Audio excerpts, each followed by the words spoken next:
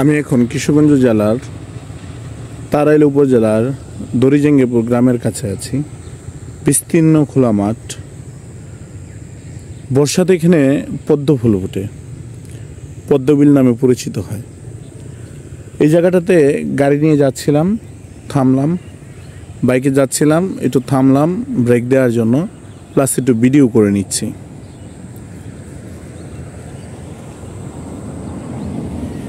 কত সুন্দর একটা দৃশ্য, কত সুন্দর একটি গ্রাম।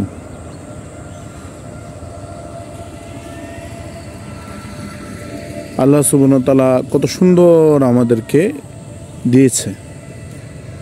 এগুলো মাটি থেকে সোনা ফলে আর কি। সবুজ ধান,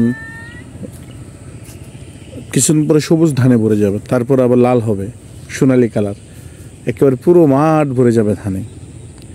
এরপর আবার বর্ষা আসবে, পদ্ম ফুল। কত সুন্দর গ্রামীণ দৃশ্য। এই দৃশ্য মুখে বর্ণনা করে শেষ করা সম্ভব নয়। অত্যন্ত চমৎকার এই দৃশ্য।